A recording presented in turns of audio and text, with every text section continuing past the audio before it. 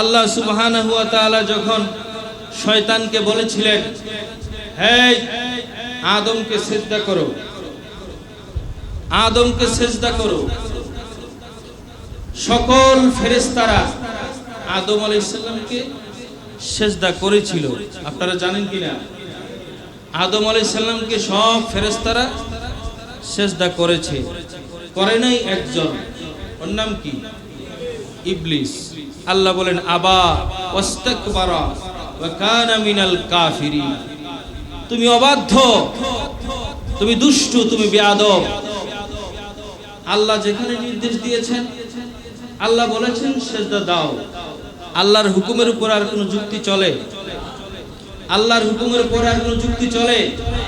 রাসূল করিম সাল্লাল্লাহু আলাইহি ওয়াসাল্লাম এমনি ভাবে যখন সাহাবায়ে কেরামকে বিভিন্ন ধরনের নির্দেশ দিতেন, কোনো প্রশ্ন নাই, কোনো যুক্তি নাই, সমস্ত সাহাবায়ে কেরাম এক বাক্যে মেনে নিতেন। কথা বলেন ঠিক কি না? যেটা মানে নাই সেটার নাম হচ্ছে আব্দুল্লাহ ইবনে উবাই, যেটা যুক্তি দাঁড় করাইছে ওটার নাম হচ্ছে আব্দুল্লাহ ইবনে উবাই, খেতাব পেয়েছে। পৃথিবীর মানুষ কিয়ামত পর্যন্ত তাকে চিনবে মুনাফিকের সর্দার। কথা বলেন ঠিক কি না? فقد قال الله تعالى في كلامه المجيد والفرقان الحميد أعوذ بالله من الشيطان الرجيم بسم الله الرحمن الرحيم إن الله وملائكته يصلون على النبي يا أيها الذين آمنوا صلوا عليه وسلموا تسليما اللهم صل على سيدنا مولانا وعلى آل سيدنا আর একটু জোরে আল্লাহুম্মা সাল্লি আলা সাইয়্যিদিনা মুহাম্মাদ ওয়া আলা আলি সাইয়্যিদিনা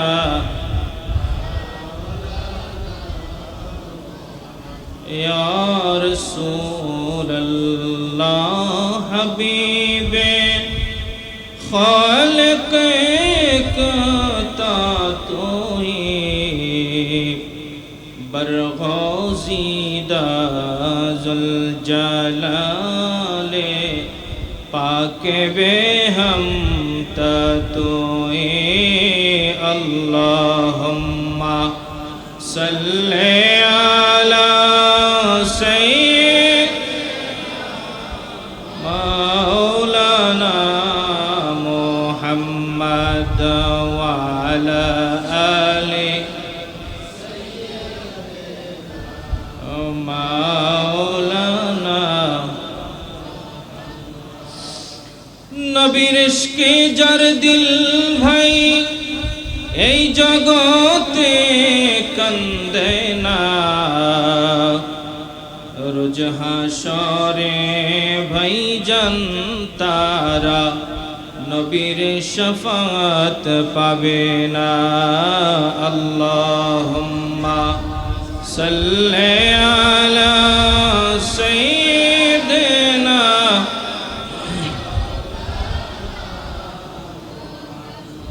ওয়া আলা আলি সাইয়্যিদিনা সুবহানাল্লাহ ওয়ালহামদুলিল্লাহ লা ইলাহা ইল্লাল্লাহ সুবহানাল্লাহ ওয়ালহামদুলিল্লাহ লা ইলাহা ইল্লাল্লাহ লা ইলাহা ইল্লাল্লাহ লা ইলাহা সুবহানাল্লাহ লা ইলাহা হাসবি রব্বি জাল্লাল্লাহ মা ফি কলবি গায়রুল্লাহ হাসবি রব্বি মা ফি কলবি গায়রুল্লাহ নূর মুহাম্মদ সাল্লাল্লাহ নূর মুহাম্মদ সাল্লাল্লাহ লা ইলাহা সুবহানাল্লাহ লা ইলাহা লা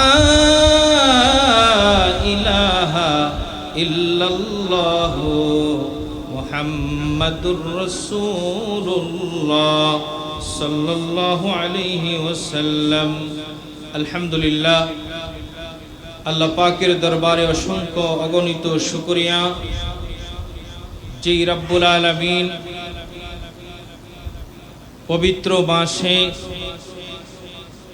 যেই মাসে পৃথিবীর বিভিন্ন প্রান্ত থেকে আল্লাহর খানায়ে কাবার মেহমান হাজিরা মক্কা মুআজ্জামায় মদিনাতুল মুনাওয়ারা জিয়ারত করার উদ্দেশ্যে বিভিন্ন প্রান্ত থেকে রওনা করছেন।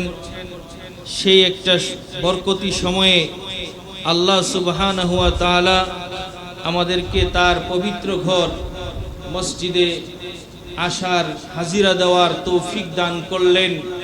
সেই মহিয়ান গরিয়ান রব্বুল ইজ্জাতের দরবারে কালিমত শুকর আদায় করি, সকলে বলি আলহামদুলিল্লাহ।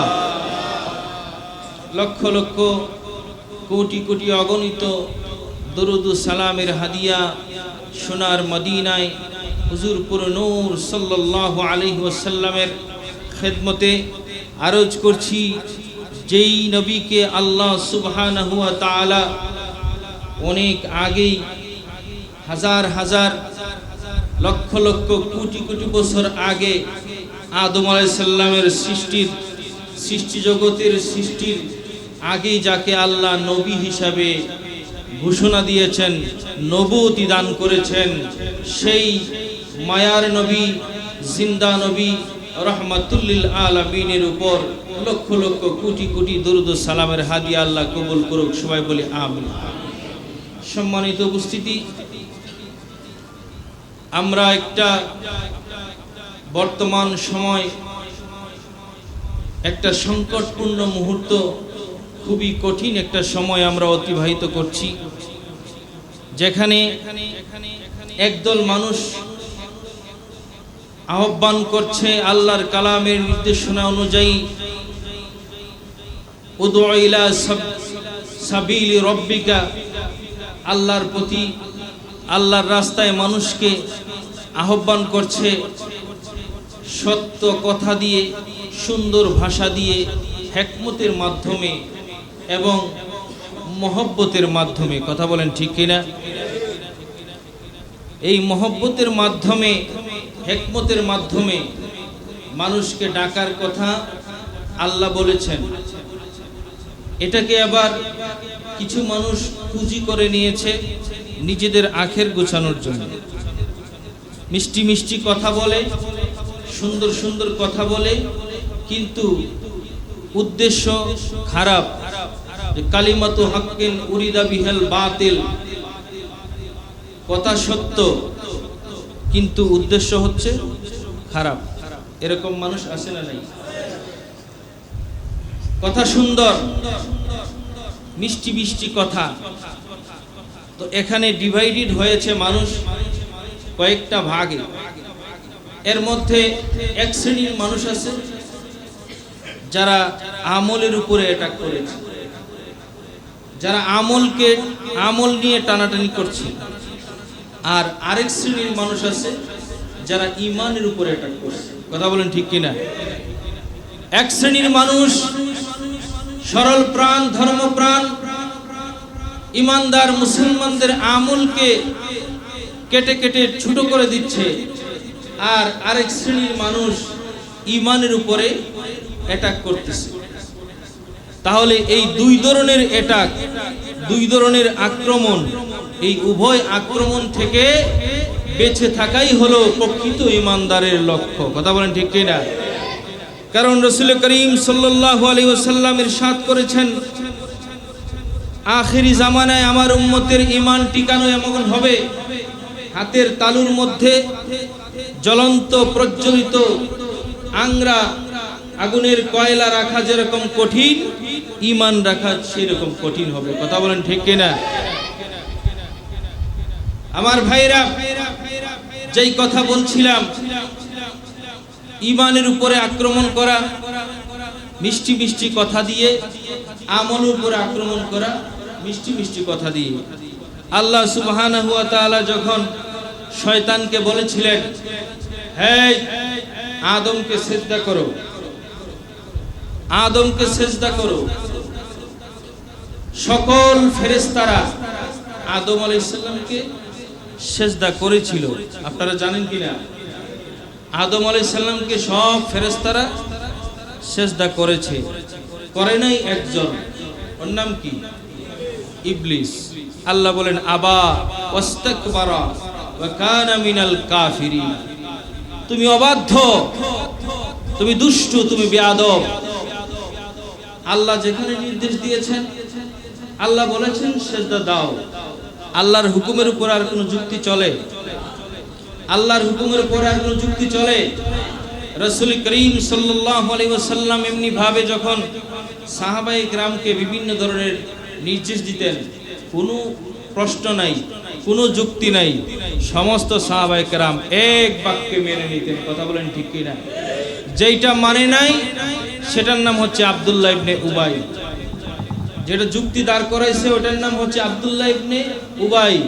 খেতাব পেয়েছে, পৃথিবীর মানুষ কিয়ামত পর্যন্ত তাকে চিনবে মুনাফিকের সর্দার। কথা বলেন ঠিক কিনা? মুনাফিকের সর্দার বললেই এর নাম মনে হয়। রাসূল করিম সাল্লাল্লাহু আলাইহি সাল্লামের বিরোধিতা যারা করছে পৃথিবীতে, এটা বললেই আবু জাহেলের কথা মনে হয়। কথা বলেন ঠিক কিনা? তাহলে আল্লাহ যেখানে নির্দেশ দিয়েছেন সিজদা করো, আর কোনো যুক্তি চলে? চলে না। ইবলিস তখন আল্লাহকে বলল, আমি কেন তাকে সিজদা করব? সে তো আমার থেকে দাম কম, তার আমার চেয়ে কি দাম কম। আল্লাহ বলেন, কেমনে, কিসের ভিত্তিতে তুমি এটা বললা? আমাকে আগুন দিয়া বানাইছেন, আর ওরে বানাইছেন কি দিয়া? বলেন না, মাটি দিয়া। তো আগুনের সামনে তো মাটি টিকে না, মাটি আগুনের মধ্যে মাটি দিলে মাটি কি হয়? পুড়ে যায়। তাহলে এর চেয়ে আমার দাম কি বেশি। অতএব যেহেতু আমি বড়, আমি তাকে সিজদা করব না। আল্লাহ বললেন, আবা ওয়াস্তাকবারা ওয়া কানা মিনাল কাফিরিন। তুমি দুষ্ট, তুমি বেয়াদব, তুমি অহংকারী, তুমি কাফের। ফাখরুজ মিনহা ইন্নাকা রাজিম। এখান থেকে বের হয়ে যাও, তোমার আর এখানে কোনো জায়গা নাই। অথচ সে মুআল্লিমুল মালায়েকা ছিল, ফেরেশতাদেরকে তালিম দিত। কত বড় পীর সাহেব, কত বড় সুফি। আমরা কি সুফি দেখছি? আমরা এখন বর্তমানে কি সুফি দেখি? সামান্য একটু ঘুমটা জুব্বা এগুলা দেখি পাগল হয়ে যাচ্ছি। কথা কি বলতেছে শোনার কোনো দরকার আছে না? নাই এরকম কথা কি ঈমান চলে যাচ্ছে নাকি আমল বরবাদ হচ্ছে ওইদিকে খবর নাই, ঘুমটা দেখছে আর পিছনে দৌড়। আহা, ওনাদের যা কথা যা বলছে সব মানুষ মেনে নিচ্ছে। ওই ফেরেশতাদের মুআল্লিম ছিল ইবলিস, ফেরেশতাদেরকে তালিম দিত। মুআল্লিমুল মালায়েকা উপাধি হয়ে গিয়েছিল তার। আল্লাহ বললেন, এখান থেকে চলে যাও, তুমি রাজীব, তুমি অভিশপ্ত, তুমি দুষ্টু। সে যখন চলে আসছে ওই সময় আল্লাহকে বলল, আল্লাহ ঠিক আছে আমি চলে গেলাম, তবে আমাকে ক্ষমতা দিতে হবে। কি ক্ষমতা? প্রথমে একটা দাবি বলছে যে আমাকে একেবারে কিয়ামত পর্যন্ত হায়াত দিতে হবে, আমি কিয়ামত পর্যন্ত বাঁচব। সে মুফাসসিরিন কেরাম বলছেন সে এই দাবিটা আরেকটু বাড়াই বলছিল ইসরাফিল আলাইহিস সালাম সিংহে ফু দেওয়ার পরে মানুষ যখন উঠবে সেই পর্যন্ত আমাকে কি দেন, সময় দেন। আল্লাহ বলেন না, কিয়ামত পর্যন্তই ঠিক আছে, তোমার সময় দেওয়া হলো। তো কি করবা এত লম্বা সময় নিয়ে? বলছে যে আমি আদম সন্তানের রক্তের ফুটার সাথে মিশে যাওয়ার ক্ষমতা আমাকে দেওয়া হোক, আমি তাদেরকে শুধু ওয়াসওয়াসা দেব, এটাই তার কাজ। যেই আদমের জন্য আমাকে এখান থেকে বের করে দিলেন, আমি দেখব আদম সন্তান কিভাবে জান্নাতে যায়। জান্নাতে যাইতে যাতে না পারে সেই রকম যত ধরনের কৌশল, যত ধরনের প্রতারণা, যত ধরনের ছল চাতুরি, যত ধরনের লোভ লালসা যা দরকার সব আমি করব। উদ্দেশ্য একটা, যাতে বনি আদম জান্নাতে যেতে না পারে। কথা বুঝতেছেন? আল্লাহ বললেন, হে মানব সম্প্রদায়, ইমানদাররা ভালো করে শুনে রাখো, ইন্নাশ শাইতানা লিল ইনসানি আদুউম মুবিন। আল্লাহ বললেন শয়তান হচ্ছে তোমাদের প্রকাশ্য দুশমন। কিছু দুশমন আছে আমরা চিনি না, আমার সাথে ভালো বন্ধুত্ব, পিছনে যায় আমার বদনাম করে, এরকম মানুষ আছে। তো ওকে তো চিনা যায় না, সার্টিফাই করা যায় না ও আমার দুস্থ নাকি দুশমন। কিন্তু আল্লাহ কোরআনের মাধ্যমে, তার হাবিব সাল্লাল্লাহু আলাইহি ওয়াসাল্লামের মাধ্যমে আমাদেরকে আগে থেকে জানাই দিয়েছেন, তোমাদের এই পৃথিবীতে একটা প্রকাশ্য শত্রু আছে, চিহ্নিত একটা দুশমন আছে, তাকে আইডেন্টিফাই করা কোনো বেশি গবেষণার প্রয়োজন নাই। সে হচ্ছে শয়তান। এই শয়তান হলো তোমাদের প্রকাশ্য দুশমন, ওপেন দুশমন, তার থেকে বেঁচে থাকবা। কথা বলেন ঠিক কিনা প্রিয় ভাইরা? তো শয়তান বলছিল, আমি বৌদ্ধ যেই খ্রিস্টানদের যে গির্জা আছে, বৌদ্ধের যে প্যাগোডা আছে, হিন্দুদের যে মন্দির আছে, সেগুলোর রাস্তায় আমি বসবো না, কারণ ওইখানে যারা যায় তাদের তো ঈমান নাই। কথা বলেন ঠিক কিনা? তাদেরকে বাধা দেওয়া আমার কাজ না। কেউ কেউ বলে সিনেমা হলে শয়তান থাকে, সিনেমা হলে শয়তান যাওয়ার দরকার নাই। দরকার আছে নাকি? সিনেমা হলে শয়তান থাকে না, ওইটা অমনি সিনেমা হল শয়তানের একটা কি আখড়া। তবে শয়তান থাকে কোথায়? এই হাসান হোসেনের রাস্তায়। কথা বলেন ঠিক কিনা? হ্যাঁ, শয়তান বলছে লা উদান্না ফি সিরাতাকাল মুস্তাকিম, আপনার সিরাতে মুস্তাকিম যেটা, যেই রাস্তায় আসলে আপনাকে মানুষ পাবে, আমি অবশ্যই অবশ্যই অবশ্যই ওই রাস্তার মধ্যে আমি বসে থাকব। সিনেমা হলে যাওয়ার দরকার আমার নাই। তাহলে যারা এই মসজিদে হাসান হুসাইন সহ ওয়ালিয়া দরবারের বিরোধিতা যারা করে, মসজিদে হাসান হুসাইনের বিরোধিতা যারা করে, মাদ্রাসা জিন্নুর আইনের বিরোধিতা যারা করে, জিন্নুর আইন ওয়ালিয়া সুন্নিয়া ট্রাস্টের বিরোধিতা যারা করে, তারা হচ্ছে সবাই শয়তানের দূষর, শয়তানের বন্ধু। কথা বলেন ঠিক কিনা? বেশি দলিল লাগে, দরকার আছে? বেশি দলিলের প্রয়োজন নাই। এই রাস্তায় আসতে গেলে যে আপনাকে বাধা দিবে, যদি বলে আলী ভাই আরে মসজিদে যাওয়ার দরকার কি, দরকার নাই, ওইখানে ওই মসজিদে এসি আছে, চলেন ওইটা যাই, মনে করবেন হে এলো শয়তানের বন্ধু। কথা ঠিক আছে? কারণ গতকালকে আমাদের এখানে একটা অনুষ্ঠান হয়েছে, আপনারা শুনলে খুশি হবেন। আলহামদুলিল্লাহ, আমরা শুকর আদায় করি আল্লাহর দরবারে, লক্ষ লক্ষ কোটি কোটি শুকর আমরা আদায় করি। এই বছর আমাদের 2024 সালে দাখিল পরীক্ষা হইল। এই দাখিল পরীক্ষায় আমাদের 24 সালে 24 জন ছাত্র ছাত্রী পরীক্ষা দিয়েছে। এর মধ্যে 6 জন ছাত্র A+ পেয়েছে। সবাই বলে আলহামদুলিল্লাহ, সবাই পাস। 24 জনের 24 জনই পাস, সাথে আবার 6টা A+ও আছে। একটা আবার আমরা চ্যালেঞ্জে আছি, ওটা হইলে গোল্ডেন A+ হবে। আলহামদুলিল্লাহ বলেন। বাংলাদেশের অনেক মাদ্রাসা, অনেক প্রতিষ্ঠান আপনারা মিডিয়াতে দেখেছেন, পত্রপত্রিকায় দেখেছেন, 51টা প্রতিষ্ঠান একেবারে জিরো, কেউ পাস করতে পারে না। এমনও প্রতিষ্ঠান বাংলাদেশে আছে যেগুলোতে একজনও পাস করতে পারে নাই। আলহামদুলিল্লাহ, আমাদের 24 জন ছাত্র 24 জনই পাশ করেছে। আবার বাংলাদেশে এমন এমন প্রতিষ্ঠান আছে 100% পাস, শতভাগ পাস নাই। অনেক বড় বড় প্রতিষ্ঠান আছে যেখানে শতভাগ পাস আসে নাই। আপনারা দেখবেন পাশের হার লেখা আছে 99.25, তার মানে শতভাগ হয় নাই, 2-4 জন কি আছে, ফেল আছে। আলহামদুলিল্লাহ, এটা আল্লাহর পক্ষ থেকে বিশেষ একটা দয়া, রাসূল করিম সাল্লাল্লাহু আলাইহি সাল্লামের পক্ষ থেকে বিশেষ একটা নিয়ামত, বিশেষ একটা ফয়েজ, আমাদের মগবাজার পীর সাহেব হুজুরের বিশেষ একটা ফয়েজ, আব্দুল কাদের জিলানী রহমতুল্লাহ আলাইহির বড় পীরের বিশেষ একটা ফয়েজ। কারণ আল্লাহর ওলিরা যেখানে আছেন, আমরা সবাই জানি সিরাতে মুস্তাকিমের কথা। আমি বলছিলাম যে সিরাতে মুস্তাকিমে বসে থাকবে, তো এগুলা যে সিরাতে মুস্তাকিম এটা বুঝবেন কেমনে? আমাদের মসজিদে হাসান হুসাইন, মাদ্রাসা জিন্নুরাইন, ওয়ালিয়া দরবার, এগুলা যে সিরাতে মুস্তাকিমের অন্তর্ভুক্ত, এগুলা বুঝবেন কেমনে? বুঝার কিছু আলামত লাগবে না? দরকার আছে না নাই? বুঝার আলামত লাগবে, চিহ্ন ছাড়া বোঝা যায় না।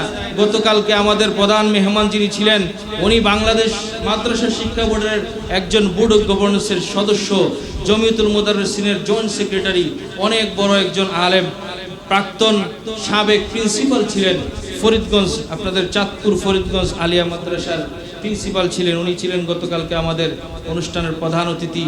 উনি একটা কথা বলছেন যে এই মাদ্রাসাতে এসে উনি যেগুলো দেখেছেন এবং দেখে সব কিছু দেখে উনি এই প্রতিষ্ঠান, এই দরবারের উনি একটা নাম দিয়েছেন, একটা উপাধি দিয়েছেন। উনি বলেছেন এই জায়গাটা হচ্ছে বাগে ইশকে বেলায়েত। বলছেন এখানে রাসূলের ইশকে মহব্বত আছে, পাশাপাশি বেলায়েতের সুঘ্রাণও এখানে আছে। আল্লাহর ওলিদের শুভাগমন বিচরণ যেখানে, সেখানে তো বেলায়েত থাকবে। আর নবী প্রেমের মহব্বতের উজ্জ্বল দৃষ্টান্ত জিন্নুরাইনের থেকে বেশি আর কোথায় হইতে পারে? এটা আমরা বিশ্বাস করি। এই জিন্নুরাইন, এই ওয়ালিয়া দরবার শরীফ, মসজিদে হাসান হুসাইন, এগুলো নবী প্রেমের উজ্জ্বল এক দৃষ্টান্ত। এখানে আসলে মানুষ রাসূলের মহব্বত দেখতে পায়। আরেকজন সুপার আসছিলেন, খিলকেত ইসলামিয়া দাখিল মাদ্রাসার সুপার, উনি এসে একটা কথা বলছেন। উনি বলেছেন আমি যখনই এই এলাকাতে আমি এইদিকে প্রবেশ করেছি, আমি কখনো জিন্নুরাইনে আসি নাই, জিন্নুরাইন আমি শুধু নাম শুনছি। আমি যখন আসছি এসে দেখি সবুজ কালার, মসজিদের কালার সবুজ, তারপরে পিলারের কালার সবুজ। এভাবে দেখতে দেখতে উনি ক্যালেন্ডার দেখলেন, সব কিছুতে দেখেন শুধু সবুজের ছোঁয়া।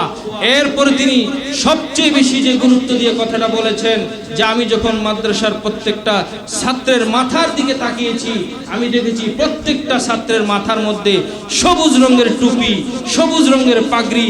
আমার মদিনাওয়ালার গম্বুজের প্রতিচ্ছবি ওয়ালিউল্লাহ আশিকি সাহেব যেইভাবে প্রত্যেকটা ছাত্রের মাথায় তুলে দিয়েছেন, ইনশাল্লাহ সেই দিন বেশি দূরে নয়, যেই দিন এই বাংলাদেশের মধ্যে এই সবুজ টুপিওয়ালারা, সবুজ পাগড়িওয়ালারা নেতৃত্ব দিবে। কথা বলেন ঠিক কিনা? আমার ভাইরা, তাহলে সিরাতে মুস্তাকিমের লক্ষণ, চিহ্ন, আলামত, এগুলি হচ্ছে আলামত। কোরআনে কারীমের সূরা ফাতিহার মধ্যে আমরা দোয়া করি ইহদিনাস সিরাতাল মুস্তাকিম, আল্লাহ আপনি আমাদেরকে সিরাতে মুস্তাকিমের মধ্যে রাখেন, সিরাতে মুস্তাকিমের মধ্যে আমাদেরকে রাখেন। সিরাতে মুস্তাকিম কি? আল্লাহ নিজে নিজে আবার কোরআনের মধ্যে ওই সিরাতে মুস্তাকিমের ব্যাখ্যা আল্লাহ আবার করে দিয়েছেন। আল্লাহ ওই সূরা ফাতিহার মধ্যে বলেছেন যে ইহদিনাস সিরাতাল মুস্তাকিম, আল্লাহ আপনি আমাদেরকে, আমরা দোয়া করি আমাদেরকে সিরাতে মুস্তাকিমের মধ্যে রাখেন। সিরাতাল্লাযীনা আনআমতা আলাইহিম, ওই রাস্তা, ওই পথ যেই পথের মধ্যে আপনার নিয়ামত প্রাপ্ত বান্দারা রয়েছেন। কথা বলেন ঠিক কিনা? তো নিয়ামত প্রাপ্ত বান্দা কারা? এইটার ব্যাখ্যা, এইটার অর্থ আবার কোরআনের মধ্যে আল্লাহ দিয়েছেন, উলাইকা আনআমাল্লাহু আলাইহিম মিনান নাবিয়্যিনা ওয়াস সিদ্দিকিনা ওয়াশ শুহাদাই ওয়াস সালিহিন। আল্লাহর নিয়ামত প্রাপ্ত বান্দা হচ্ছেন তারা নবীগণ, সিদ্দিকগণ, শহীদগণ এবং হচ্ছেন সলফে সালেহিনগণ, আউলিয়া কারামগণ। কথা বলেন সুবহানাল্লাহ। তাহলে যেই সমস্ত জায়গায় এই চার শ্রেণীর মানুষের মহব্বত থাকবে, নবীগণের মহব্বত থাকবে। আজকে যদি কেউ বলে, কেউ যদি দাঁড়িয়ে বলে যে ঈসা নবীর সাথে মুহাম্মদুর রাসূলুল্লাহ সাল্লাল্লাহু আলাইহি সাল্লামের অনেক ব্যবধান ছিল, কোন কোন ক্ষেত্রে ঈসা মুসা নবীও মুহাম্মদ সাল্লাল্লাহু আলাইহি সাল্লাম থেকে শ্রেষ্ঠ ছিলেন, তার ঈমান আছে? নবীর মহব্বত আছে? আল্লাহ সুবহানাহু ওয়া তাআলা এই পৃথিবীতে এমন কোন নবী রাসূল পাঠান নাই যাদের গুণাবলী, যাদের বৈশিষ্ট্য, যাদের মুজিজা সমূহ আমার নবীর মধ্যে নাই। কথা বলেন ঠিক কিনা? 1,24,000 পয়গম্বর, মতান্তরে 2,24,000 পয়গম্বর, সকল নবী রাসূলের যেই মুজিজা, যেই বৈশিষ্ট্য আল্লাহ দিয়েছিলেন, সকল মুজিজা, সকল বৈশিষ্ট্য আমার রাসূলের মধ্যে ছিল বিদায় তিনি হচ্ছেন ইমামুল আম্বিয়া। কথা বলেন ঠিক কিনা? ইমাম থেকে কি মুসল্লির দাম বেশি থাকে এরকম দেখছেন কোথাও আপনারা? ইমাম তিনি হবেন যার যোগ্যতা বড়া মজলিসে মুসল্লির চেয়ে সবচেয়ে নাকি সমান? সমান হইলে হবে না, সমান হইলে 3-4 জন ইমাম দাবিদার হবে। কথা বুঝতে পারতেছেন? ইমাম তিনি হবেন যিনি ওই কওমের, ওই গোত্রের, ওই জায়গার মানুষের মধ্যে সবচেয়ে বেশি যোগ্যতা সম্পন্ন।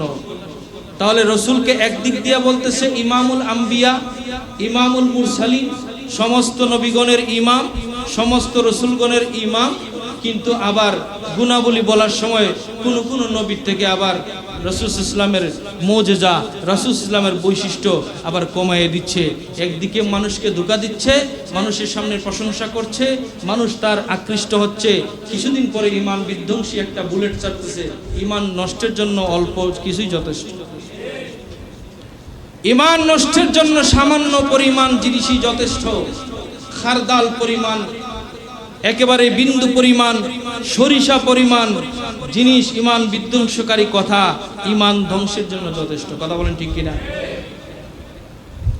একজন বলল বর্তমান, আজকে আবার দেখছি মাপ চাইছি, আপনারা দেখছেন কিনা জানি না, একজন বাংলাদেশের একজন বিখ্যাত একজন মানুষ আছেন, ঘুমটা পরে থাকেন, উনি বলেছেন যে মুহাম্মদ সাল্লাল্লাহু আলাইহি ওয়াসাল্লাম 40 বছর আগে নবী ছিলেন না। নাউজুবিল্লাহ। তো এটা নিয়ে যখন কথাবার্তা শুরু হয়েছে, ওনার পক্ষে আবার কিছু সাফাই গাইছে আরো কয়েকজন। এই মতের আরো যারা আছে তারা ওনার ভাই না হুজুর যেটা বলছে ঠিক আছে, আমি একটু আগে কথা বলছি, যে ওই কি বলতেছে ওটা দেখার দরকার নাই, ওইদিকে দৌড়াইতেছে। এখন উনি আবার আজকে আবার কি করলো, মাপ চাইছে, স্ট্যাটাস দিল যে আমি আসলে এটা আমার ভুল হয়েছে, আমি ওইভাবে বলতে চাই নাই, এভাবে হয়ে গেছে। কিন্তু আপনি যেই কথাটা বলেছেন, এই কথার মধ্যে যারা সহমত পোষণ করেছে, এই কথা যারা বিশ্বাস করেছে, তাদের ইমানের দায়ভার নিবে কে? এইভাবেই কিন্তু আমাদেরকে ধোঁকা দেওয়া হচ্ছে, এইভাবেই আমাদের সাথে প্রতারণা করা হচ্ছে। মুসলমান সাবধান, মুসলমান সাবধান। রাসূল সাল্লাল্লাহু আলাইহি ওয়াসাল্লাম ১৫০০ বছর আগে বলেছেন, হাতের তালুর মধ্যে গরম আংটা, কয়লা রাখা যেরকম ইম্পসিবল, কষ্টকর, আমার উম্মতের মধ্যে এরকম একটা সময় আসবে যাদের ঈমান রাখাটা এর চেয়ে কঠিন হবে। আমরা এই জন্য বারবার বলি, আপনাদেরকে রিকোয়েস্ট করি, আপনাদের কাছে অনুরোধ করি যে আপনারা এই ওয়ালিয়া দরবারে আসবেন, মসজিদে হাসান হুসেনে আসবেন, কষ্ট করে হলেও আসবেন। কেন? ঈমান বাঁচানোর জন্য।